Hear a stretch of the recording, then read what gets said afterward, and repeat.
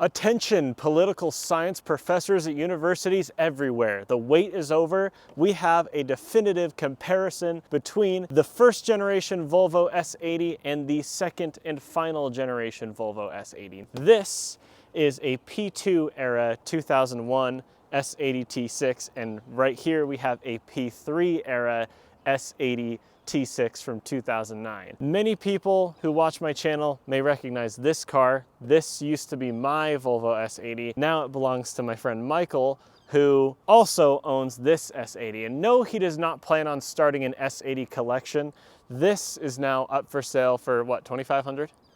For $2,500, he'll probably take lowball offers. It's not that nice of a car anyways. The first generation Volvo S80 looks very stately and long and old-fashioned large luxury sedan style. But when parked next to the P3 S80, it definitely shows its age, and that's not just in styling, that's also in technology, interior, build quality, pretty much everything. And yes, I do know that the P3 S80 was developed and built when Ford owned Volvo. So this was definitely a parts bin special, but when you're looking around it and sitting inside, it doesn't really feel like it. Although it does look not as stately and substantial to me as the P2 car does, but it's really up to personal preference. What do you guys think? You like Swedish Crown Victoria or Ford parts bin special that looks like a slightly bloated S60?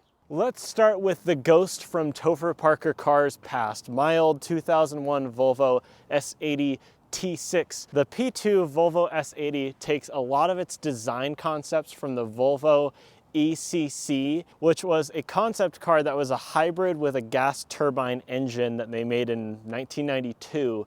And it was a way for Volvo to preview their future styling, which dawned with the 1998 Volvo S80. Now the ECC must have been complete witchcraft to any Volvo fan back in the early 90s. I mean, imagine driving around in your Volvo 760 estate, right? And then you see on the news that Volvo has this new concept car and you're like, oh cool, it'll be another brick. And then it's this egg, which is complete heresy.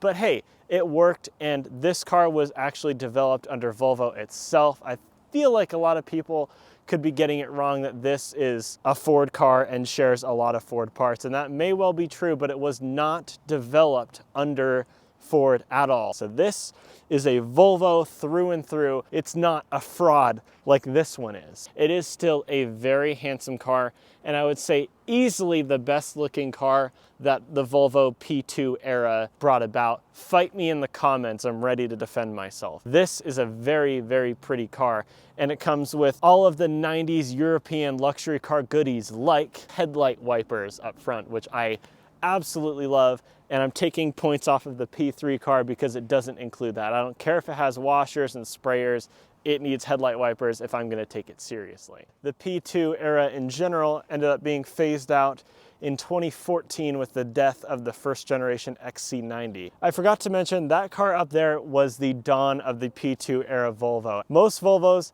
that you may know and love from your childhood from the 2000s owe their existence to that car because that was the dawn of the P2 era platform. The dawn of the P3 era platform came with the second generation S80, which shared its underpinnings with not just pretty much every Volvo from the late 2000s to the mid 2010s, but also the Ford Mondeo, the Ford Galaxy, the Ford S-Max. This was definitely a less exclusive car, and it was developed under Ford, but it bears the same T6 badge as the P2 car, so this is a proper comparison video, and I am a proper automotive journalist. Let's swiftly move on to practicality, and we'll start with the key. Pretty conventional early 2000s car key. I mean, it's got a separate key and a separate fob, and you have different buttons that do different things, like the alarm, which didn't work. And it also has this yellow button right here, which I never detailed before. Press this button and the headlights turn on, and two lights below the door mirrors shine on the ground below to show you the path to your vehicle. It doesn't turn on for very long, but it is a cool little feature that you can use. And this last button is a nice segue into our next area, which is the trunk. So we press it twice and it pops which reveals a very large, very deep, and very wide cargo area with not that much to describe. There is a weird parcel shelf that you can pull out and attach to this panel here. Not sure what it's useful for. I always used it to keep my top-up oil separate from the rest of the stuff that I would store back here because I had to carry top-up oil in this car. Now that we've looked at the P2 era car, let's look at the P3 era car. Now this key is a much more modern type car key. It's just a fob. It's got keyless entry, keyless start, all the good modern car features that you would want from a luxury car. And just like the yellow button on the old car, this light button will do basically the same thing. Turn the lights on and help you find your car at night. Now, what is more interesting about this key is this I button right here. And you might be thinking, what does that mean? What this does, it's really cool. You press this button and it'll process for a bit before telling you the current status of your car, whether the doors are locked or unlocked, and even whether the alarm has gone off and if somebody is lurking inside. And no, unfortunately, you can't put a random button combination in when you find out that somebody is inside your car so that a needle is injected into their neck with cyanide. Unfortunately, all it tells you is that somebody is in your car. There's no form of defense that you can use. Back to the drawing board with that Volvo. From that, let's go to the trunk. It's definitely a smaller trunk area than the old car with not as much depth. And you can also see the mandatory trunk release button. If you're being kidnapped in a Volvo S80, you can pull that and leap out into the highway where you'll be run over by a Ford F350 or whatever is coming down the road, and you'll probably die anyways. So it's worth noting, kidnappers, if you want to kidnap people and not let them escape, the P2 S80 is the car for you. You're welcome. So let's check out the back seat of the P2 era car. Now, because there's a lot of space devoted to the trunk, there isn't that much room left over for passengers here, and you can tell that because my feet don't have anywhere to move and my knees are up against the driver's seat, which is quite far back because I'm 6'3", it's in my driving position. It's not bad, but you would expect a little bit more from Volvo's largest, most luxurious of luxury sedans. I've got air vents on the B pillars, which is a Volvo thing, and that's kind of cool. In the center, there's a transmission tunnel, which in the pre-facelift P2 car was kind of annoying because there was no all-wheel drive offered, but in the facelift, there was all-wheel drive. So that made a little bit more sense. And in terms of technology back here, well, I have a 12-volt outlet and a left window that rolls down and rolls back up, and a right window that rolls down and rolls back up. So it's pretty high tech back here. With that, we move on to the P3 era car. And now because this is 1 inch longer and has a smaller trunk, I'm expecting a bit more back here. And actually, it's less, unbelievably. My knees are still touching the driver's seat, but even more so than they were in the other car. I always thought this was gonna be a lot more comfortable back here, but really, it isn't. I would actually surprisingly choose the older car for a road trip. What it does have over the older car back here is technology to a degree. I still have a 12-volt outlet or whatever. The cover's gone, so I don't know exactly what it is. It's a charger. I have heated rear seats and 2 little headphone jacks and volume controls for the radio and what's ever on the stereo up there, which is kind of nice, but I just hope that little kids back here can't tamper with the volume of the radio because that would be very annoying indeed for parents, I'm sure. And of course I have a window that goes down, but is automatic this time. That's great. And an air vent on the B pillar. And the design back here is a plus, except I've always thought that this curved wood on the door panels in this era was a little bit weird looking. I'd prefer it to just be a straight line like it is in the P2. I don't like this curve, but that's up to my personal preference and, to be honest, OCD. I'm sure I am missing thousands of Ford parts. Like this window switch is probably out of Ford. This is probably a Ford branded grab handle that I'm touching here, but you don't really notice unless you're an insane car freak. Then you might start to notice that there are some Ford parts. I'm not noticing anything that much at all. Okay, up front in the P2 2001 S80. Now we have spent quite a lot of time here already. First of all, I have an old-fashioned gross old car key that I have to stick in the gross old car ignition and then turn it to the 3rd setting, and then the steering wheel lock engages, which is a pain in the ass on this car in particular. So the steering lock engages on the ignition, and then you can't turn the key for 20 minutes, and then you end up being late to work, and then your boss gets mad at you, and then he makes you mop the bathrooms. Don't ask me how I know this. So I have a tiny little information screen there. I can cycle between different basic levels of information like average speed, instant MPG, my fuel range, and I can press read to get messages like your car is out of oil, top it up, it burned it all. And just a very basic gauge cluster with some LCD screens telling me the time and the temperature. Not all that special. A nice little storage area, which I found was always useful for putting my wallet in, or you could probably hide some drugs in there if you really needed to.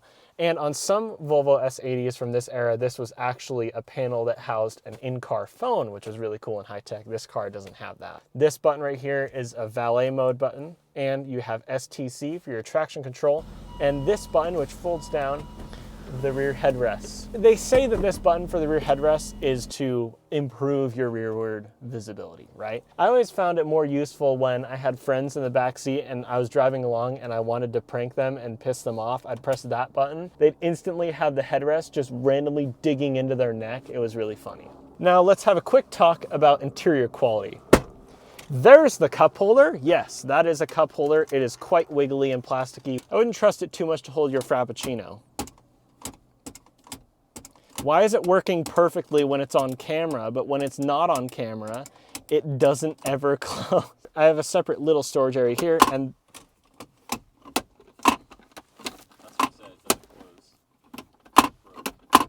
okay, well, I opened that and it's never gonna close ever again. And furthering the point on interior quality, let's open the center console lid without depressing the button. And we are greeted with a little storage area with some room for your CDs, because that's very 2001. Let me just rebuild this car real quick. Stand by. God damn it, there's the cup holder again. Nope.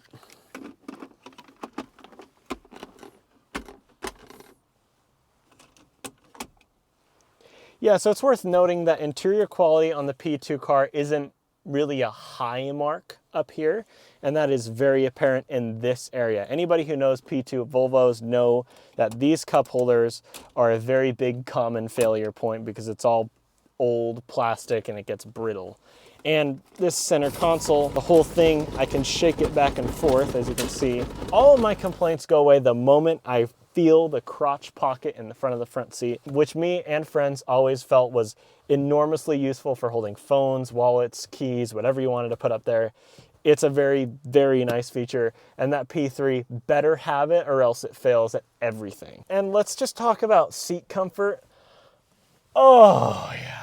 In my limited experience reviewing cars, these are probably the most comfortable and best supported at the same time driver and passenger seats that I have experienced in anything. They feel so pillowy soft, but still are reasonably supportive.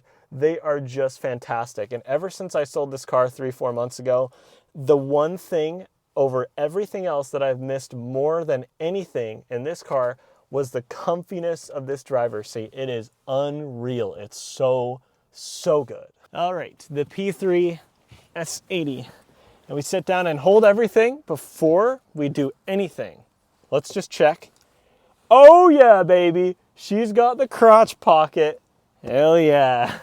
That is the most important feature in a Volvo S80 or any car ever, is having a crotch pocket right here. Let's take the actual modern car type key fob, and we don't even need to put it in that slot there. We press this button and the engine starts. This slot right here is just a little storage area for your key.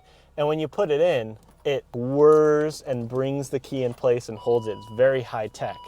And when I start the car, I'm greeted with some funky looking gauges that are a bit more crisp and high tech looking. There is actually less information than there is in the P2, but you have these cool little circular LCD screens with the gauges and the dials surrounding them with floating needles, which is really cool looking. In terms of technology in the gauge cluster, it's not that different from the P2 car, but it does look a little bit more crisp and modern and nice. And speaking of improvements, you have blind spot monitoring. These lights by the speaker, by the door mirror, will light up if somebody's in your blind spot. And you have front and rear parking sensors, which is very nice, especially in a larger car. And the same button to drop the rear headrest. If you're going from a P2 to a P3 and you think, well, I still want to annoy my friends when they're in the back seat and we're driving along, don't worry, because you still have that button. And let's just check for quality.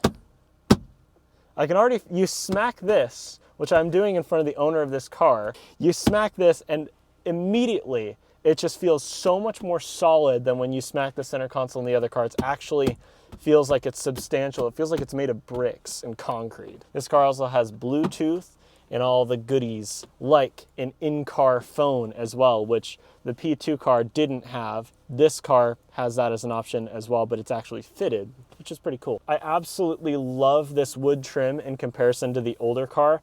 This wood trim actually feels like wood.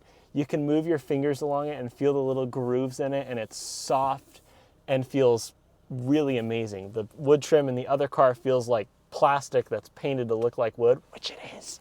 This car, whether or not it's real wood, it definitely feels like real wood, and that's nice. One of the biggest differences between the P2 and the P3 is that in the P2 you had, at least in this early variant, which I have here, 2 engine options. There was a 2.9 liter straight 6 normally aspirated that made just over 200 horsepower, or there's the powerhouse, the one that you want, the 2.8 liter twin turbo 6-cylinder on this, the T6 model, which developed 268 horsepower and 280 pound-feet of torque, which was thrown right into a 4-speed transmission that would instantly just go poof. But you can see why they put a bad transmission in, because it's a straight 6 mounted sideways. There's not that much room down there for a transmission, especially one in the late 90s that could handle this amount of power. The difference between the P2 and the P3 is that in the P2, if you were at the T6 level in terms of performance, 270 horsepower, and you wanted more than that, then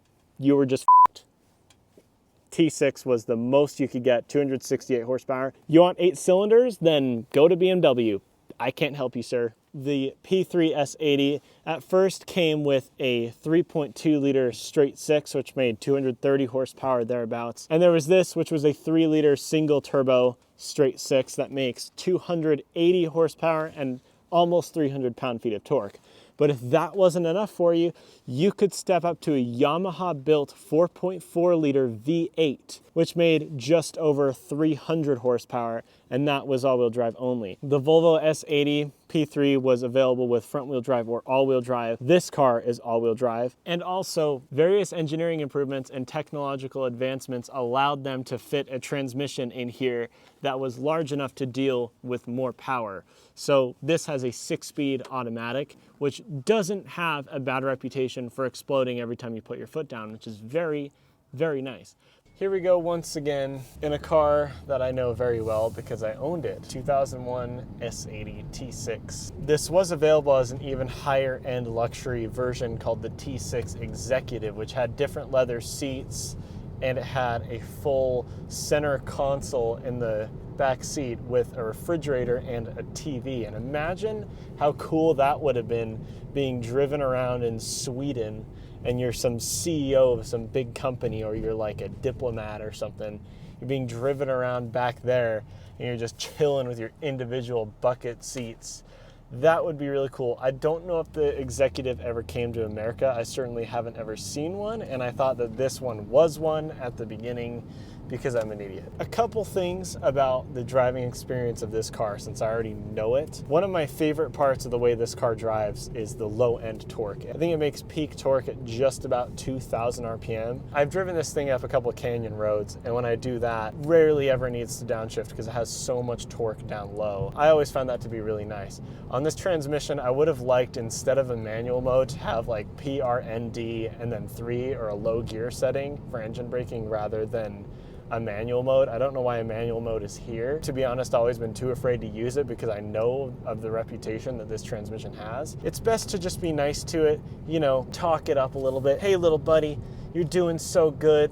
just really encourage it so that it doesn't explode and then break the bank for you. The P2 S80s are generally a lot cheaper than the P3s because they are older and generally less reliable. Let's feel that turbo torque at the risk of losing the transmission and then having to buy the car back.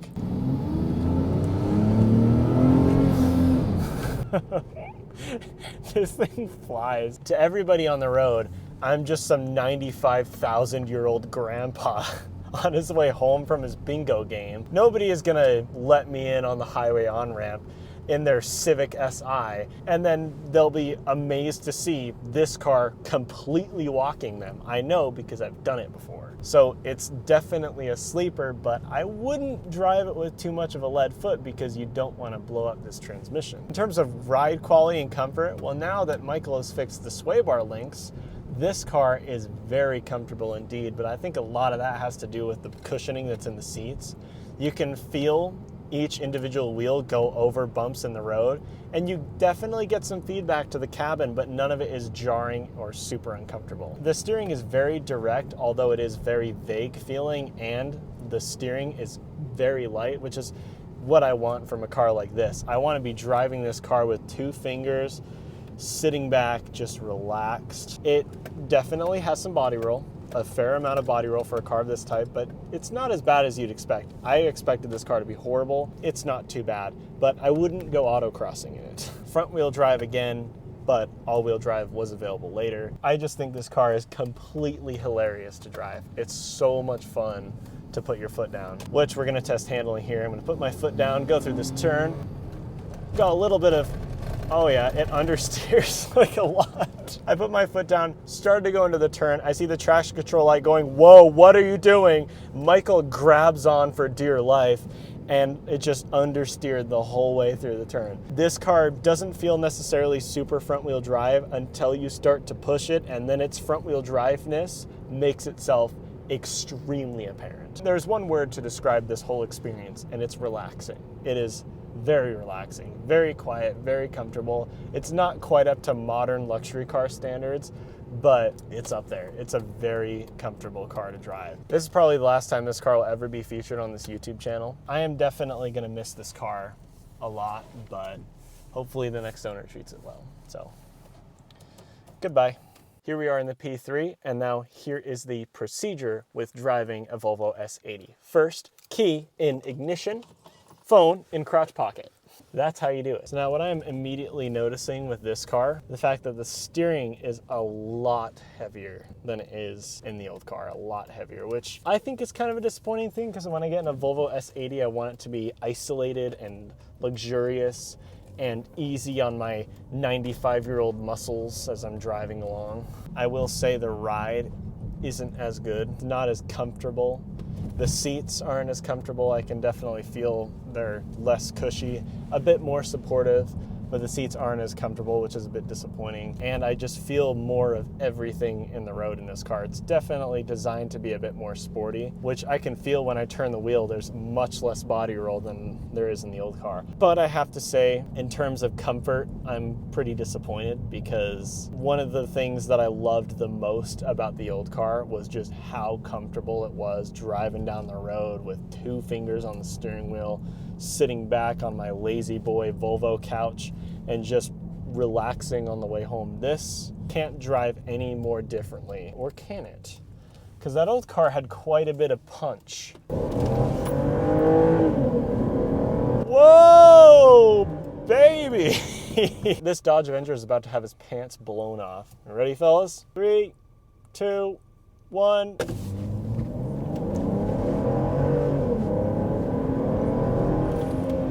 Wow. Yeah, it definitely eats the old car for breakfast when it comes to power and performance and spirited driving. That couldn't be more for certain. The Volvo S80 from the P2 era to the P3 era changed its ways, changed its entire ethos from a luxurious old man land yacht to something that is more of a sports sedan, which is what people who spend a lot of money on luxury sedans want out of them. They want them to be somewhat athletic, but still good enough to handle the daily commute to work and back. Unlike the P2, this isn't even the top version.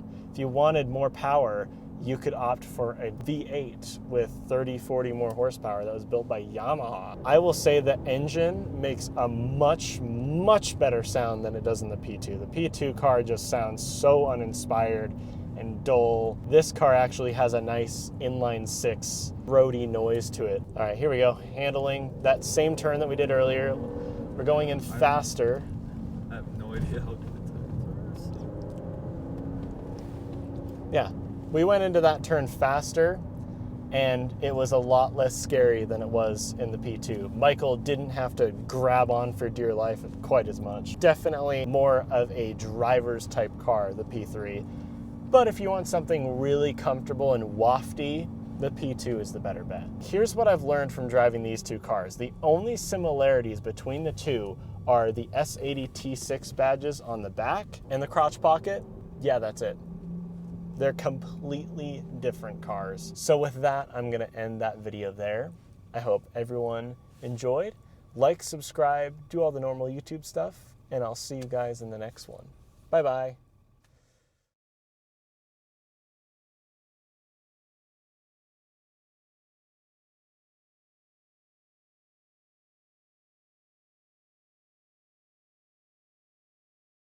Which means that, yes, while it is a 4-speed automatic, I didn't find driving up